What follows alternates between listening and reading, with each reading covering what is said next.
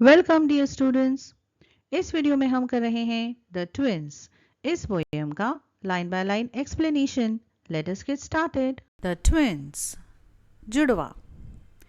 In form and feature, face and limb, I grew so like my brother. Form and feature यानी जो हमारे नाक नक्शे होते हैं, हमारे बॉडी की या चेहरे की जो बनावट होती है। स्ट्रक्चर एंड अपीयरेंस, जो ढांचा होता है वो। फेस एंड लिम्ब, चेहरा, और लिम्ब यानी जो हमारे हाथ और पैर होते हैं उन्हें लिम्ब कहते हैं। तो ये दोनों जो भाई थे ये बिल्कुल एक जैसे थे, और जैसे ही वो बड़े भी होते गए तब भी वो बिल्कुल एक जैसे थे। That folks got taking me for him and each for one another। तो क्या होता था कि वो दोनों इतने सेम थे, इतने एक जैसे थे कि लोग जो है वो गलती कर जाते थे।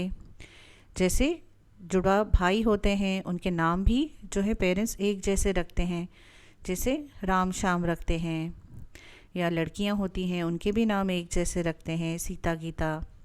तो लोग जो है वो कंफ्यूज हो जाते थे, एक तो इनके चेहरे बिल्कुल सेम होते हैं तो लोग कैसे पहचानेंगे। यहाँ पर देखिए टेकिंग का मतलब क्या दिया है, मिसटेकिंग। तो यहाँ टेकिंग का अक्सर मतलब क्या होता है कि कोई चीज़ लेना, तो यहाँ पर क्या है कि गलती कर लेना। It puzzled all our kith and kin. Kith and किन का मतलब होता है रिलेटिव्स यानी रिश्तेदार। It puzzled all our kith and kin, कि जो इनके रिश्तेदार हैं वो भी चक्कर खा जाते थे। पजल क्या होती है, पहेली होती है, तो वो भी नहीं पहचान पाते थे इन जुड़वा भाइयों को। It reached a fearful pitch. Pitch यानी लिमिट, हाइट, यानी एक पॉइंट आ जाता था कि ये जो फ़र्क नहीं कर पाने की वजह से एक डर की हाइट आ जाना, यानी कि एक ख़तरनाक सिचुएशन पैदा हो जाती थी। वो कैसे होती थी हम देखेंगे आगे। For one of us was born a twin yet not a soul knew which, कि हम में से एक जुड़वा है लेकिन ये किसी को नहीं पता था कि कौन सा जुड़वा कौन सा है। अब ये जो है ये एक ह्यूमरस पोएम है बच्चों, हंसाने के लिए बनाई गई है। तो इसमें बहुत सारे ऐसे वर्ड्स का इस्तेमाल किया जाता है जिनका कोई ख़ास मीनिंग नहीं होता है, लेकिन ये सिर्फ जो पोएम है उसमें एक ह्यूमरस इफ़ेक्ट देने के लिए, एक जैसे हंसी मजाक का इफ़ेक्ट देने के लिए ये लिखे जाते हैं। One day to make the matter worse before our names were fixed. एक दिन जो चीज़ें बुरी हैं उन्हें उससे भी ज़्यादा बुरा करने के लिए, वर्स करना यानी कि बैड से और बुरा करना, तो उसे वर्स कहते हैं, हमारे नामों को रखने से पहले। As we were being washed by nurse we got completely mixed, कि जब हमें नर्स जो है वो नहला धुला रही थी तो हम कम्प्लीटली मिक्सड हो चुके थे। अब जब बच्चे पैदा होते हैं तो क्या होता है, नर्स उन्हें ले जाती हैं एक रूम में जहाँ पर उन्हें क्लीन किया जाता है। तो ये कह रहे हैं कि उस वक्त जो है एक ऐसी कुछ गड़बड़ी हो चुकी थी, और वो क्या थी हम देखते हैं। And thus you see by fate's decree or rather nurse's whim, my brother John got christened me and I got christened him. और आप देखिए कि बाई फेट्स डिक्री, डिक्री यानी ऑर्डर, और फेट का क्या मतलब होता है, किस्मत। तो फेट्स डिक्री यानी जैसे हम कहते हैं कि किस्मत का खेल, तो किस्मत के खेल से क्या हुआ, या फिर और रादर नर्सेस विम, विम का मतलब होता है a sudden change of mind, या फिर क्योंकि नर्स ने अपना दिमाग अचानक से बदल दिया तो इससे क्या हुआ। My brother John got christened me and I got christened him. Christened का मतलब होता है name given to a baby at the naming ceremony. तो हुआ यूँ, ये कह रहे हैं कि जो नाम इन्हें दिया जाने वाला था वो उनके भाई को दे दिया गया, तो नामों की भी अदला बदली हो गई, क्योंकि फेट्स डिग्री यानी किस्मत के खेल से, या फिर नर्स के विम से यानी जो नर्स ने अपना सडनली माइंड बदल दिया उसकी वजह से। This fatal likeness even dogged my footsteps when at school. तो ये जो इनकी जो एक जैसे दिखने की जो चीज़ थी, लाइकनेस कहते हैं जिसे। फेटल, फेटल यानी कोई ऐसी चीज़ जिससे मौत भी हो सकती है या बहुत बड़ा खतरा हो सकता है। तो ये अपने जो एक जैसे दिखने को इतना फेटल मान रहे हैं। क्यों मान रहे हैं? क्योंकि ये जो चीज़ है ये इवन डॉग्ड यानी कंटिन्यू टू फॉलो, ये चीज़ इनका स्कूल में भी पीछा नहीं छोड़ती थी।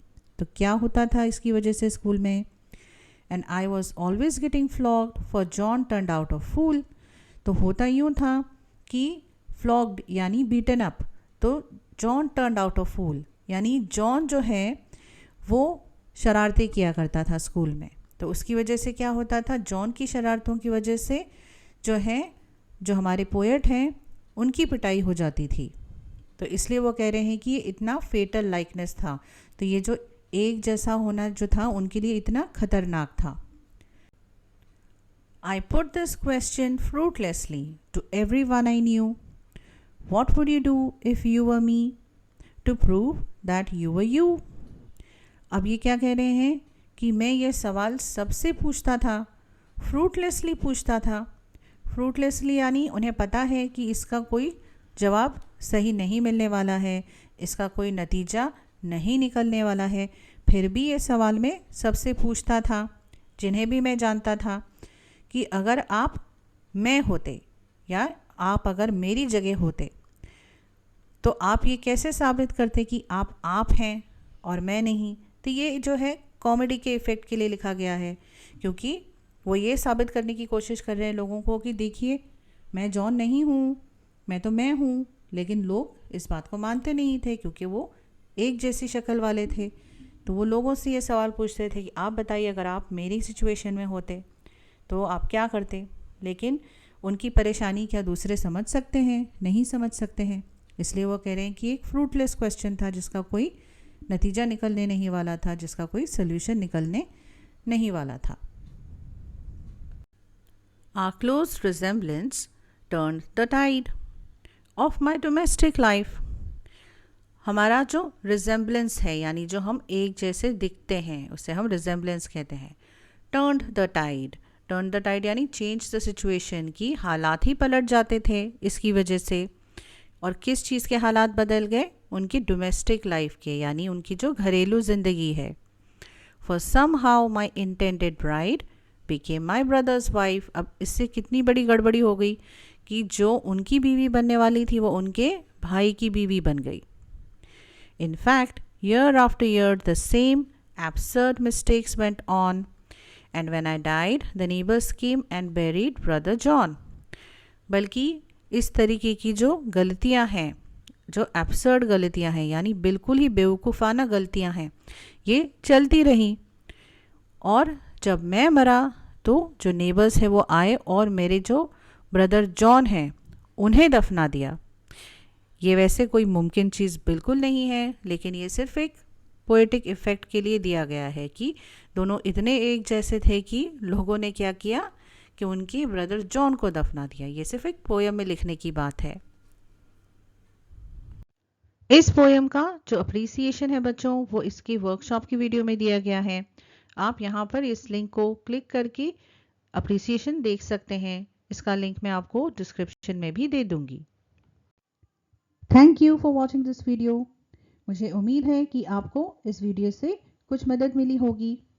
अगर आपको वीडियो पसंद आया है तो प्लीज़ इसे लाइक करिए, अपने फ्रेंड्स के साथ इसे शेयर करिए और हमारे चैनल को सब्सक्राइब कीजिए।